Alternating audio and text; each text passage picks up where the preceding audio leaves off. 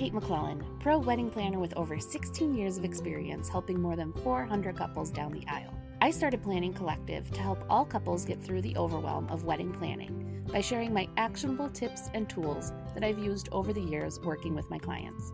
We'll focus on getting rid of what I like to call FOWO, the fear of wedding oversight. This is an unfortunate condition that almost every couple will suffer from at some point. Let's get you back to enjoying the planning process. Here we go. Hey guys, Kate here. Welcome back to another episode of the Wedding Planning Collective podcast. In this episode, we are going to talk about 5 wedding planning mistakes from a vendor's perspective.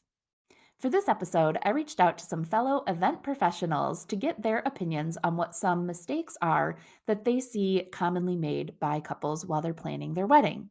It was a pretty crazy response, so I have a feeling this might be a repeat topic. For all of my event pro friends listening, please feel free to shoot me an email or DM with your recommendations to cover in future episodes.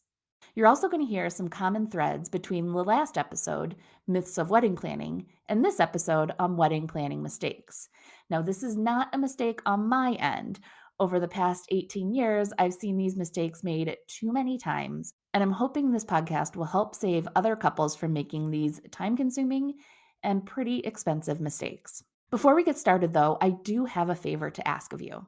If you found these episodes helpful while you're planning your wedding, I would love it if you would give me a quick review and share the podcast with other engaged couples. Sharing links to episodes that help answer questions posted in wedding planning Facebook groups is another great way to help, and any support is greatly appreciated.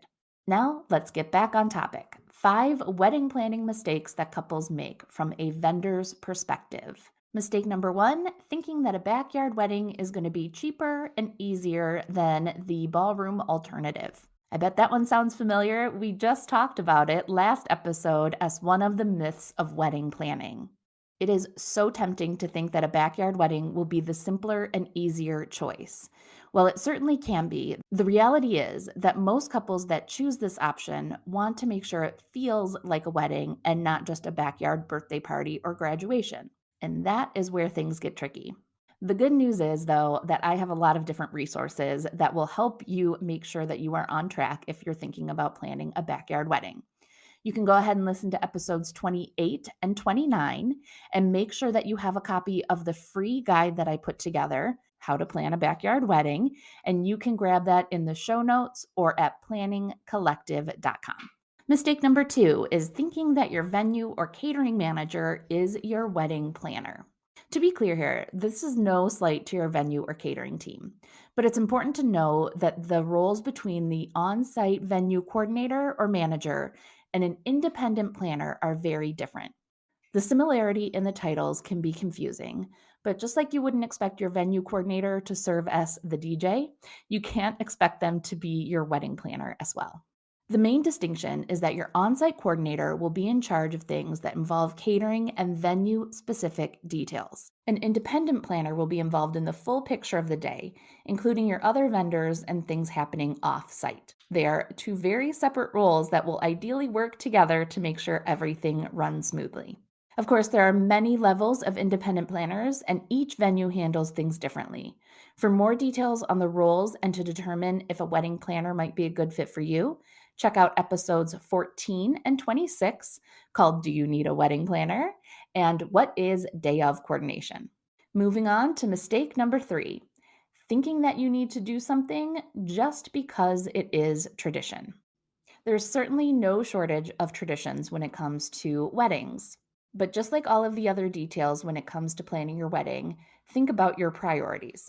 If something isn't important to you, you don't have to do it just because it's a tradition. We're seeing more and more couples come up with alternatives to, say, cutting the wedding cake, doing a wedding party dance, maybe having somebody else walk you down the aisle other than the tradition of having your father walk you down the aisle, doing a bouquet toss at the end of the night. And of course, getting rid of that something old, blue, borrowed, and new tradition. If it's a tradition that you've always wanted to include as a part of your wedding, by all means, definitely do it. But we're seeing more and more couples make a decision based on what they want their wedding to be rather than feeling the need to do something just because it's what everybody's used to at a wedding.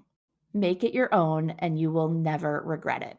Mistake number 4 is a big one, and that is not budgeting for a miscellaneous category when you are doing your budget breakdown. There are always going to be expenses that you can't anticipate when you are in the beginning process of planning the wedding. Making sure that you have 5 to 10% of your budget allocated to these miscellaneous items is very important. No one ever regrets having some extra money saved up. So, worst case scenario, you don't end up needing that full miscellaneous category, and you can either upgrade to something on your wish list or save that money for your honeymoon. But if you don't have something set aside, chances are you are going to be over budget. Now, this is a first for me, but I am going to be referencing a future episode for this mistake, and that is going to be episode 43, 15 commonly missed budget items. So keep the podcast rolling after this episode, and I will break down some of the most common items that will go in towards that miscellaneous category. And mistake number 5, hiring non professional friends or family members. This was another myth that we heard about in the previous episode, but unless your friends or family members are actual wedding industry professionals, this can be a very expensive and time consuming error. While it might be tempting to think that you can avoid the cost of a DJ by curating your own playlist on Spotify and have your friends set up his speakers, there are many other things that a professional DJ does and brings with them on the wedding day that help make sure that everything runs smoothly. A professional in any category is going to help you with the prep, equipment, and expertise to make their cost 100% worth it.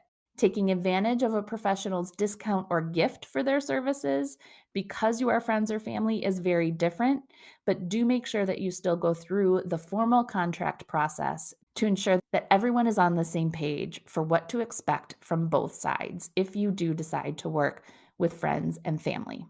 And those are 5 wedding planning mistakes from a vendor's perspective that I wanted to share with you here today.